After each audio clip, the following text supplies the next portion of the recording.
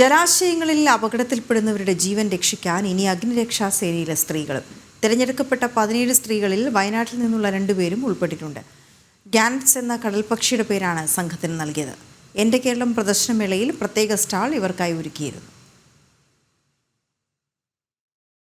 ഓരോ ജീവനുകളും കൈപ്പിടികളിൽ ഒതുക്കി വലിയ ആഴങ്ങളിൽ ഗാനറ്റ്സ് പക്ഷി പറന്നിറങ്ങുന്നത് പോലെ ഇവർ പറന്നിറങ്ങും. ജീവനുകൾ കയ്യിലൊതുക്കി മാറോട് ചേർത്ത്.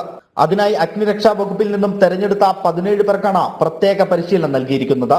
ഈ പരിശീലനം വിജയകരമായി പൂർത്തിയാക്കിയ സന്തോഷത്തിലും ആത്മവിശ്വാസത്തിലുമാണ് വയനാട് ബത്തേരി സ്വദേശി സിമിൽ ജോസും മീനങ്ങാടി സ്വദേശി ശ്രീഷ്മയും. ഇന്ത്യയിൽ തന്നെ ആദ്യമായാണ് സ്ത്രീകൾ അഗ്നിരക്ഷാ സേനയിൽ ജലാശയ രക്ഷാ പ്രവർത്തനങ്ങൾക്കായി ഇറങ്ങുന്നത്. പരിശീലനം വലിയ ആത്മവിശ്വാസമാണ് തരുന്നതെന്നും സന്തോഷമുണ്ടെന്നും ഇരുവരും പറഞ്ഞു. ഇന്ത്യയിലെ ആദ്യത്തെ വനിതാ സ്കൂബ ഡൈവിംഗ് ടീമിലെ അംഗമാണ് ഞങ്ങള്. ഇത് ഗാനറ്റ്സ് എന്ന് പറഞ്ഞ പേരിലാണ് അറിയപ്പെടുന്നത്.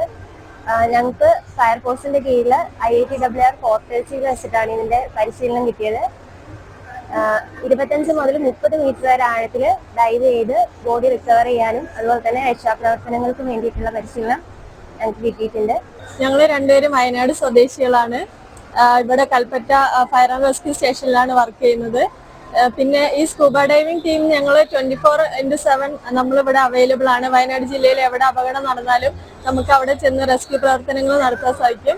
പിന്നെ അതുപോലെ തന്നെ സ്ത്രീകൾ വളരെ കുറഞ്ഞൊരു മേഖലയാണ് സ്കൂബ ഡൈവിംഗ്. അപ്പൊ ഇതിലേക്ക് ഞങ്ങളുടെ ഒരു മോട്ടിവേഷൻ ആയിട്ട് പുതിയ ആളുകൾ ഇതിലേക്ക് ഇറങ്ങി തിരിക്കുന്നതാണ് ഞങ്ങൾ പ്രതീക്ഷിക്കുന്നത്. വെള്ളത്തിനടിയിൽ 25 മുതൽ 30 മീറ്റർ ആഴത്തിൽ മുങ്ങാൻ ഇവർക്ക് കഴിയും. സ്വിമ്മിംഗ് പൂളിലും ക്വാറികളിലും പുഴയിലും പ്രാഥമിക പരിശീലനം നേടിയ ടീം 10 ദിവസത്തെ വിദഗ്ധ പരിശീലനവും നേടിയിട്ടുണ്ട്. പരിശീലനം കഴിഞ്ഞതോടെ എല്ലാ ജില്ലകളിലും ഇവരുടെ സേവനങ്ങൾ ലഭ്യമാകും.